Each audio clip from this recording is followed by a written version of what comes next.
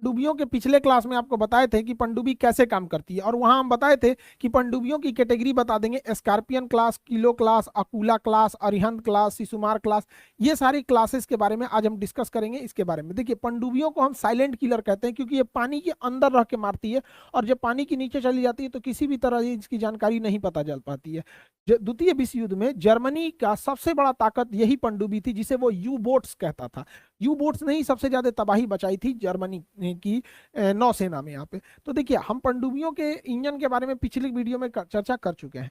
पनडुब्बी एक जो कन्वेंशनल पनडुब्बी होती है, जो बाहर निकलती है और अपने डीजल इंजन को चालू करके अपने भारी भरकम बैटरी को चार्ज कर लेती है और फिर अंदर चली जाती है, जिसे हम डीजल, और अंदर जाके बैटरी से चली इसलिए इलेक्ट्रिक। तो डीजल इलेक्ट्रिक पनडुब्बी जो होती है, इनकी खराबी हर 2 दिन पे इन्हें 3-4 घंटे के लिए बाहर आना पड़ता है, जिससे कि इनकी बैटरी चार्ज हो सके। तो ये डीजल इलेक्ट्रिक हो गई, बस 2 दिन काम करेगी।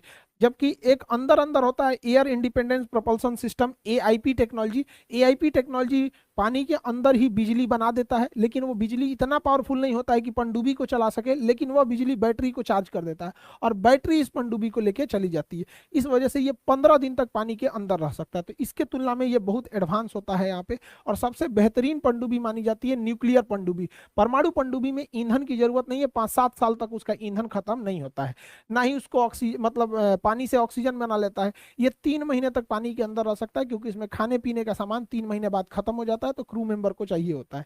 तो पनडुब्बी 3 टाइप की आप देख लिए। अब ये पनडुब्बी हमला कैसे करती है, उस हिसाब से हम पनडुब्बी को 2 कैटेगरी में बांटते हैं।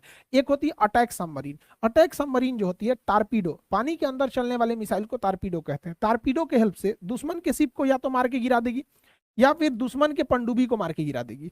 तो ये हो गए अटैक सबमरीन होते हैं सब यहाँ पर। ये छोटे होते हैं, बड़ा तेजी से भाग जाते हैं। और कुछ ऐसी पनडुब्बियां होती हैं जो पानी के अंदर से, समुंदर के अंदर से देश के आंतरिक भागों में हमला कर देती है। उन्हें हम मिसाइल सबमरीन कहते हैं। मिसाइल सबमरीन में पानी के अंदर अंदर पता नहीं कहां से ऐसे मिसाइल निकलेगा, पता ही नहीं चलेगा यहाँ पे, और अटैक कर देगा। एक्चुअली ये धमकाने के लिए ज्यादा होता है। ये तब इसका प्रयोग भी बहुत जरूरी भी है, ये होना भी जरूरी है, क्योंकि अगर हमारे देश पे अचानक 50 गो को परमाणु बम मार दे, तो भैया हमारे पास रहना भी तो चाहिए दोबारा हमला करने के लिए। उसी को कहते हैं सेकंड स्ट्राइक।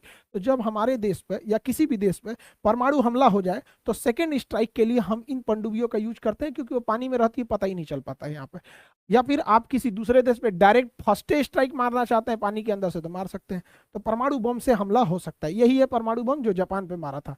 साइज देख लीजिए, यहाँ पे लोड कर रहा है, ले जाके पटक दिया था यहाँ पे।